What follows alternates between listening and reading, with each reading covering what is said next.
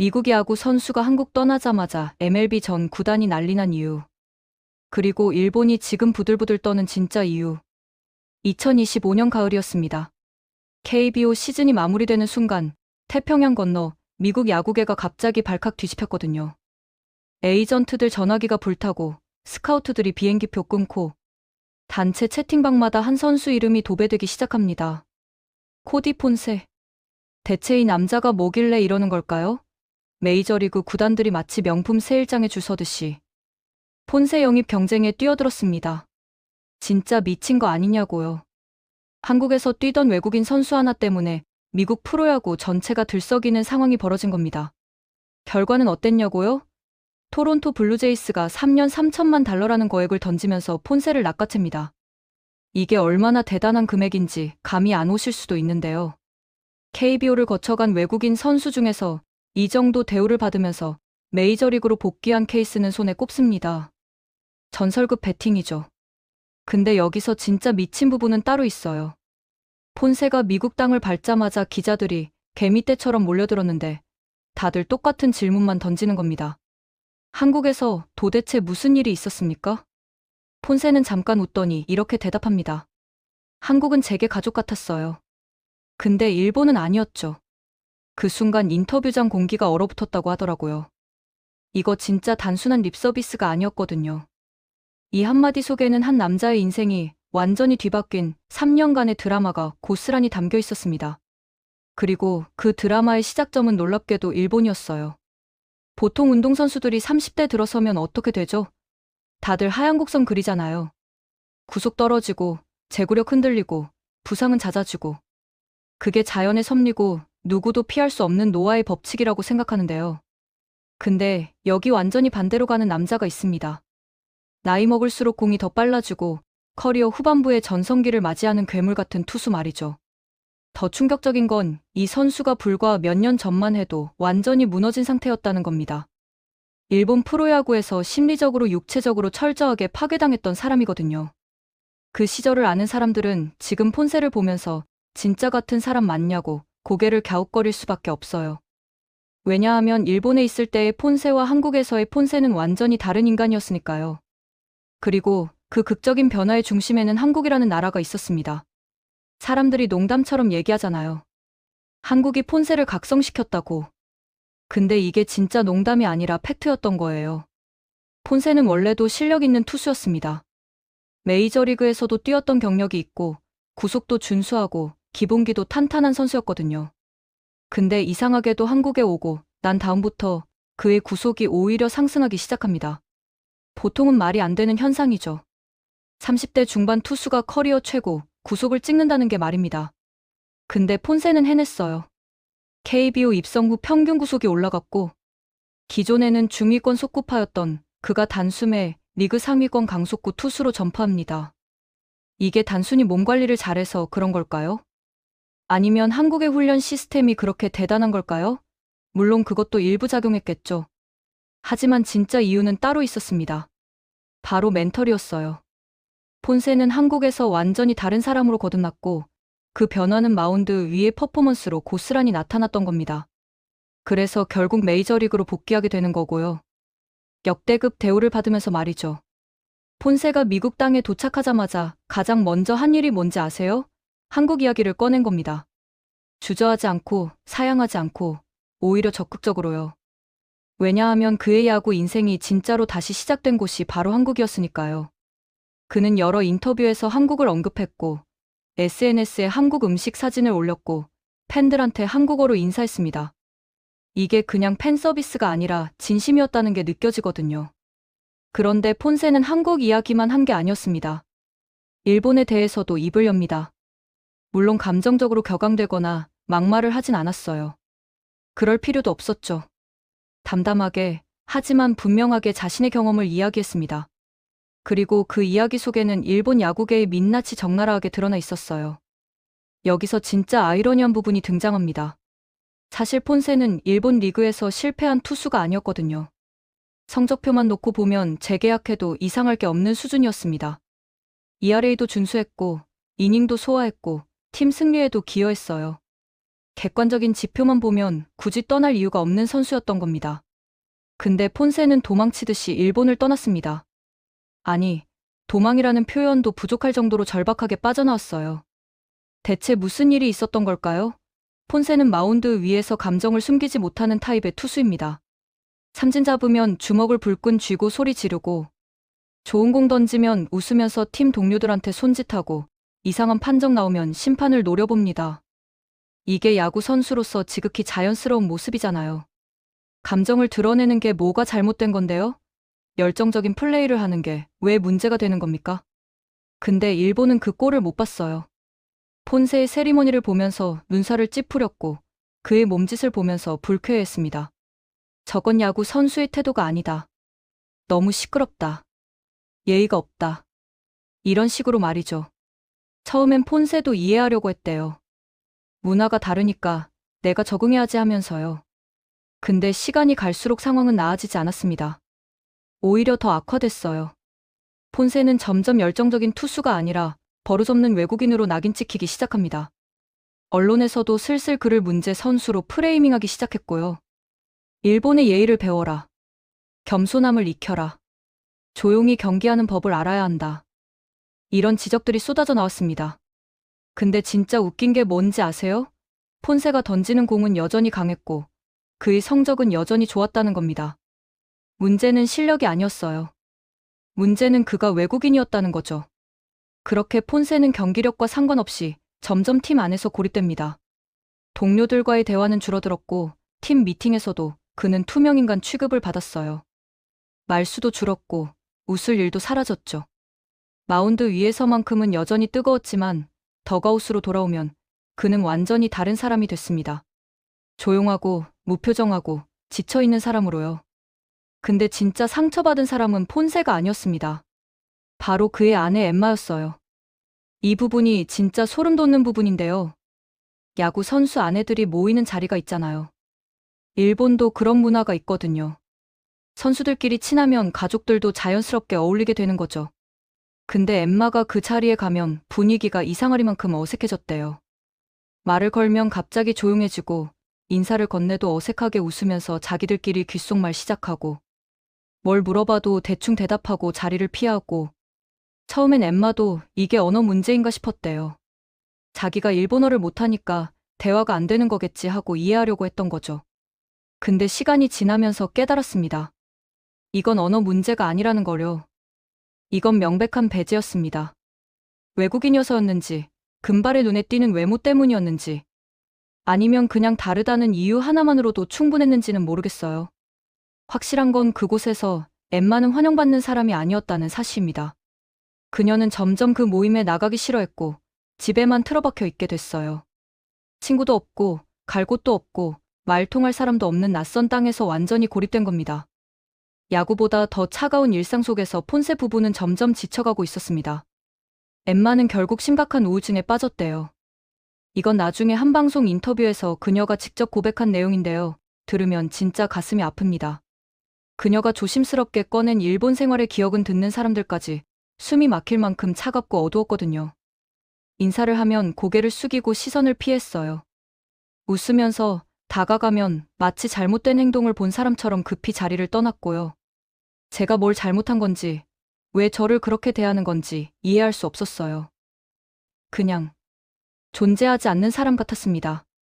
이건 낯선 나라에서의 외로움이나 문화 차이 정도로 넘길 수 있는 문제가 아니에요. 이건 분명 사람의 존재 자체를 지우는 방식이었습니다. 제도적인 차별도 아니고 법적인 배제도 아닌 그냥 무시와 냉대로 한 사람을 철저히 고립시키는 방법이었던 거죠. 사실 폰세는 자기한테 날아오는 야유나 비판쯤은 별로 신경 안 쓰는 타입이었어요. 마운드 위의 압박도 뭐 이미 평생 겪어온 일상이었죠. 메이저리그에서도 뛰어봤고 온갖 험한 곳을 다 다녀본 사람이었으니까요. 근데 사람이 딱 하나는 못 참는 게 있잖아요. 본인은 괜찮은데 내가 사랑하는 사람이 아파하는 걸 보는 거요. 엠마가 투명인간 취급을 받고 집에서 울고 우울증에 빠지는 걸 보는 순간 폰세의 인내, 게이지는 그냥 완전히 0%를 찍어버린 겁니다. 폰세는 에이전트에게 최종 통보를 합니다. 차라리 마이너리그로 갈게요. 일본에는 다시는 오고 싶지 않습니다. 이게 얼마나 절박한 선택이었는지 아세요? 메이저리그를 다녀온 30대 중반 투수가 마이너리그 행을 자청한다는 건 사실상 커리어 포기에 가까운 결정이거든요. 연봉도 확 떨어지고 재기 가능성도 희박하고 그냥 조용히 은퇴 수순 밟는 거랑 비슷한 거예요. 근데 그래도 상관없다는 겁니다. 아내가 건강하게 웃을 수 있다면 어디든 가겠다는 거죠. 그때 에이전트가 한마디 던집니다. 그럼 한국은 어때요? 이때만 해도 아무도 몰랐습니다. 이 한 문장이 이 부부의 인생 방향을 완전히 180도 뒤집어 놓을 줄은요. 한국이라는 제안을 듣는 순간 폰세의 머릿속에 번개처럼 떠오른 이름이 하나 있어요. 바로 류현진입니다. 폰세는 한국에 대해 아는 게 거의 없었어요. 친한 사람도 없었고 가본 적도 없었죠. 근데 딱 한 명, 류현진은 알았습니다. 그것도 엄청난 팬이었거든요. 류현진 사인을 문신으로 새기고 싶다고 공개적으로 말할 만큼 찐팬이었어요. 폰세는 메이저리그에서 류현진이 던지는 걸 보면서 감탄했고 그의 투구 폼을 연구했고 어떻게 저렇게 정교하게 공을 컨트롤할 수 있는지 궁금해했습니다. 그래서 폰세는 생각합니다. 류현진을 배출한 나라면 뭔가 다르지 않을까?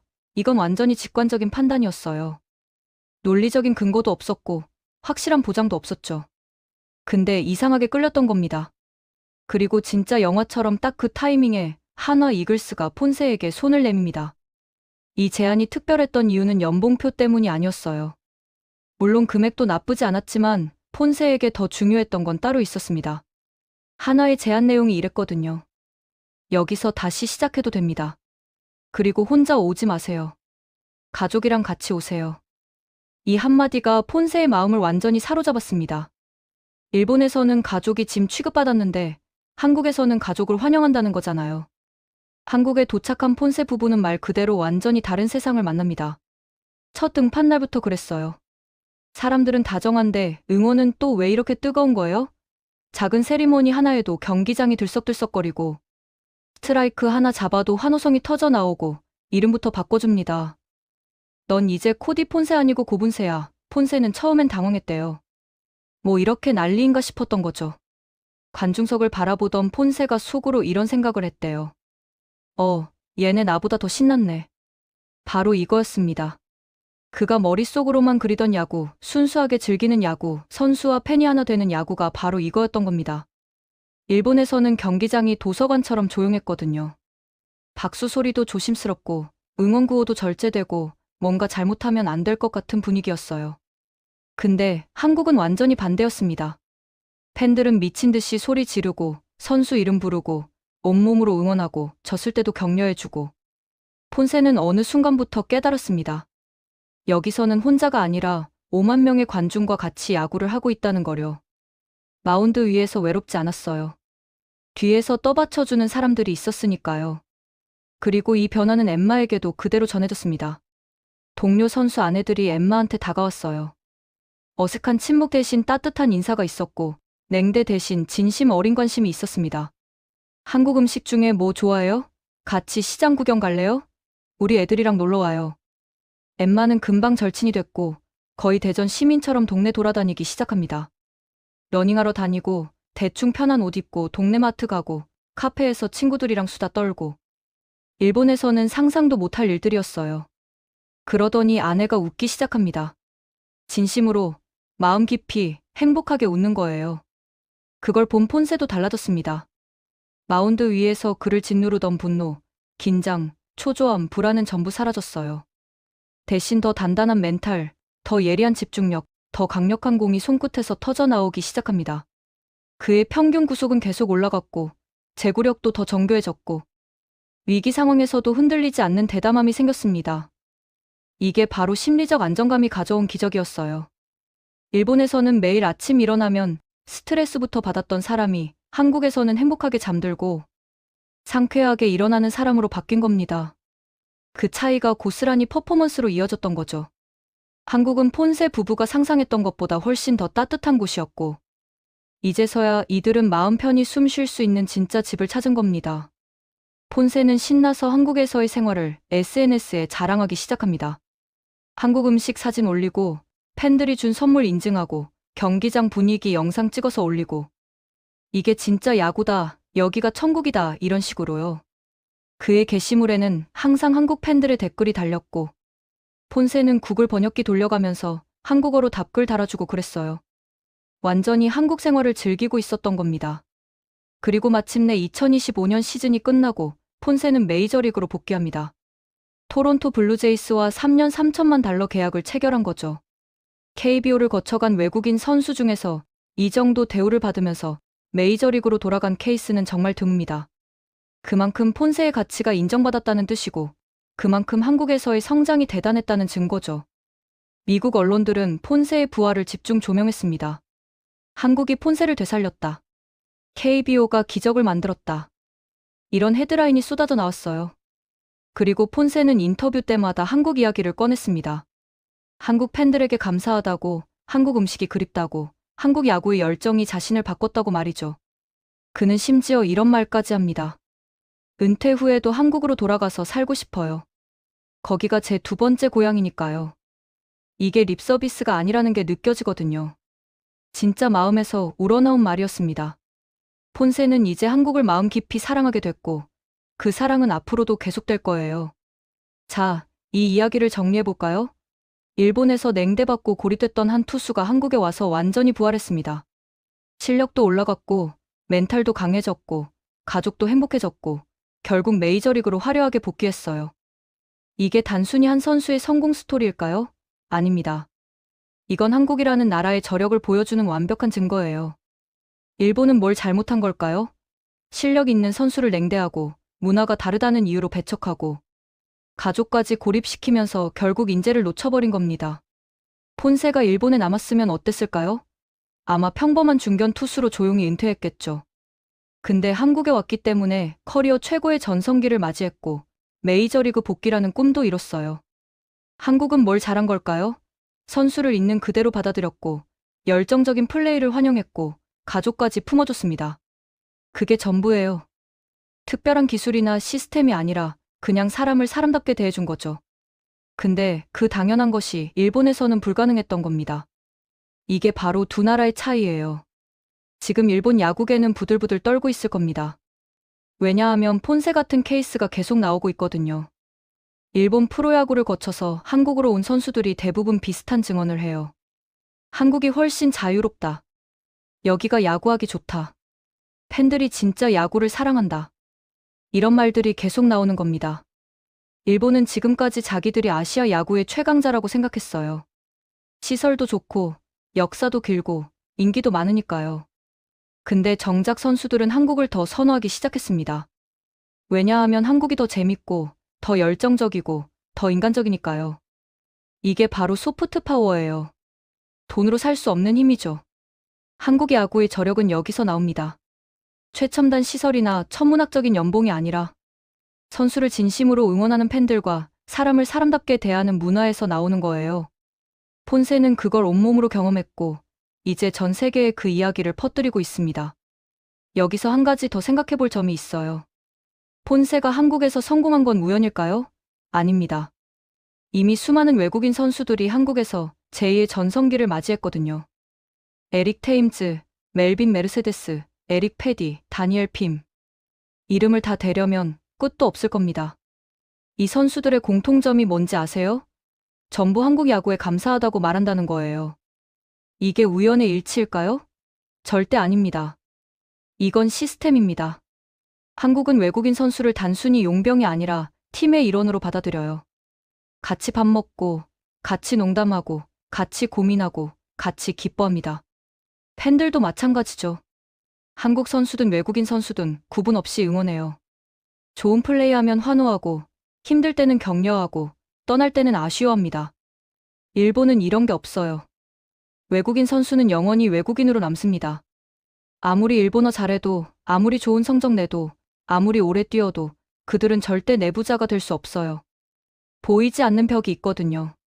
근데 한국은 그 벽을 처음부터 세우지 않습니다. 이게 바로 한국 야구의 강점이에요. 폰세의 이야기가 왜 이렇게 감동적인지 아세요? 단순히 한 선수가 성공했다는 스토리가 아니라 사람이 사람을 구한 이야기이기 때문입니다.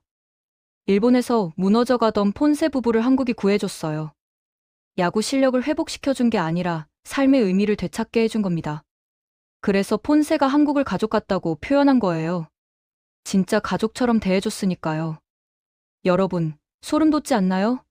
한국이 단순히 하고 잘하는 나라가 아니라 사람을 소중히 여기는 나라라는 게 말이죠. 이게 바로 진짜 국격입니다. 돈 많이 벌고 건물 높이 짓고 기술 발전시키는 것도 중요하지만 결국 나라의 품격은 사람을 어떻게 대하느냐에서 나오는 거예요. 한국은 그 부분에서 이미 선진국을 넘어섰습니다. 폰세는 지금 메이저리그에서 뛰면서도 한국 이야기를 계속하고 있어요.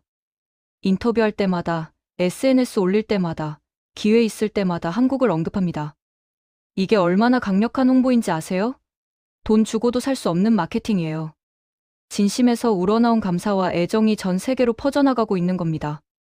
재밌게 보셨다면 구독과 좋아요, 알림 설정 부탁드립니다.